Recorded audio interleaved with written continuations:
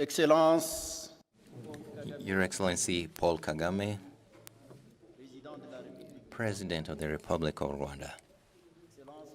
Your Excellency, ladies and gentlemen, heads of states, governments, and delegations. Excellencies, the First Ladies, Excellencies, heads of international and regional organizations, distinguished guests, dear brothers and sisters, Rwandans, ladies and gentlemen. It's always a powerful moment with 1,001 intense emotions, deep questions, and feelings of admirations each time we set foot on this country that emerged from its ashes. The genocide against Tutsis that we commemorate for the 30th time today means all of that to me. 30 years ago, horror struck Rwanda.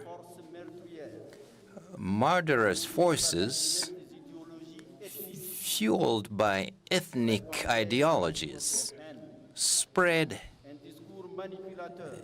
hatred, a speech of hatred among the population of this beautiful country, known for its mild climate and the greenery on its hills. And as a result, within 3 months, more than 1 million Tutsis were decimated during unbelievably horrible conditions, inhumane conditions. And after that horrible catastrophe, tragedy, we are still questioning, asking questions, asking ourselves even about the absurdity and the craziness that our humanity has manifested. How and why? For what purpose? What thirst do you quench by exterminating others? What will be able to say or do today? First, to accomplish our duty to remember.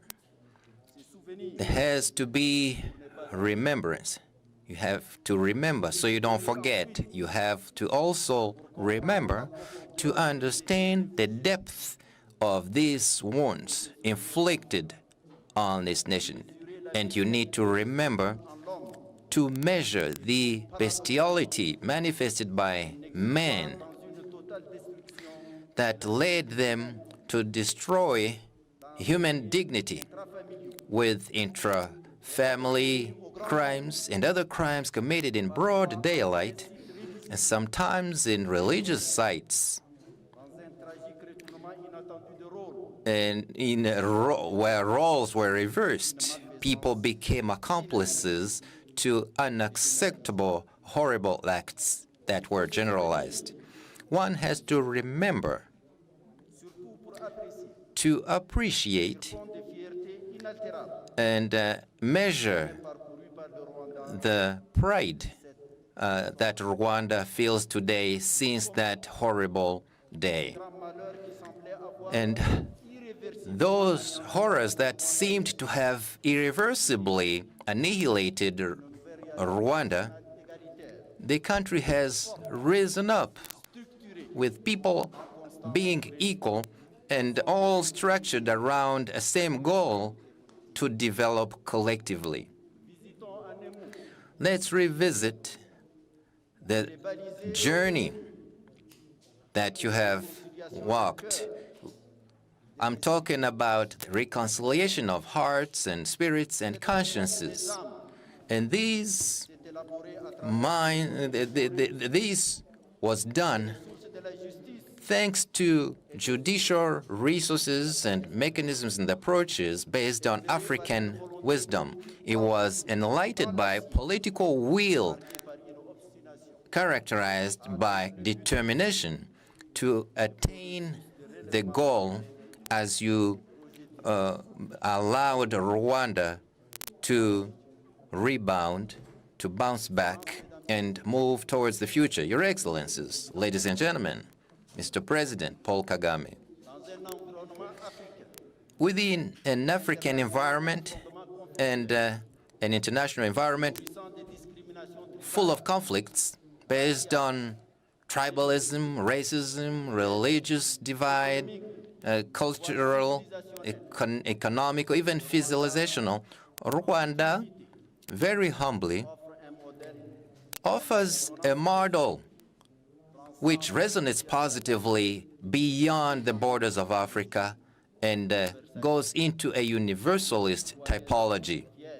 You should be proud of that, dear brothers and sisters of Rwanda.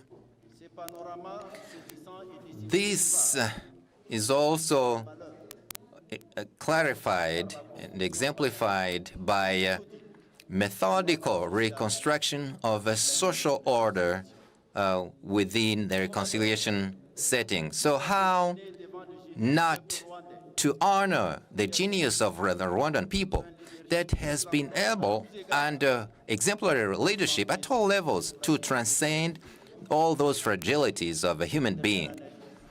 And lastly, as I analyze this, we need to remember to renew our oath for never again. Never again. This is also an oath to be faithful and to be empathetic and to be in solidarity in terms of links among the humanity of all people.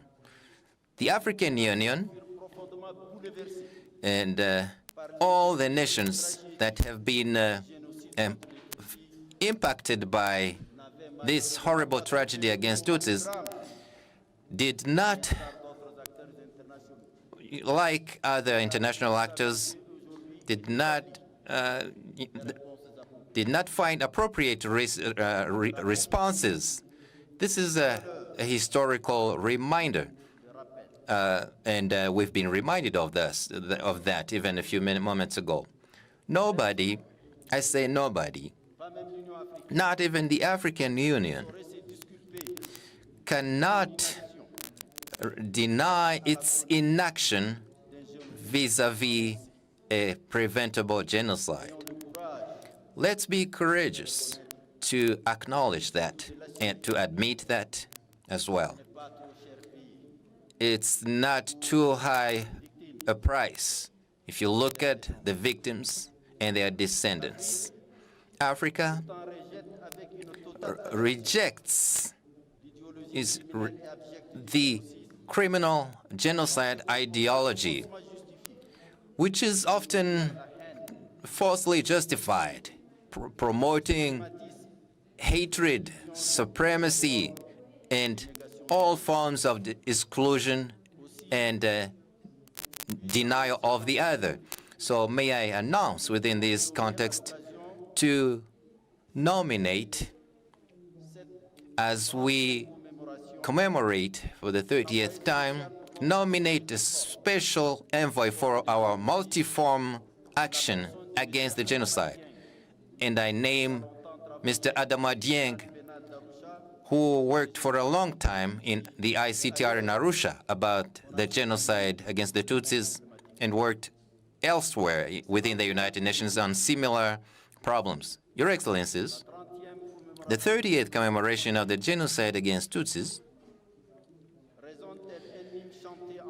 resonates in our hearts and reminds us to surpass ourselves and transcend ourselves higher and higher, higher than the heights of the thousand hills that characterize this country, higher than this blossoming tree, higher in terms of human values of humanism, with inclusive prosperity and collective happiness and shared happiness.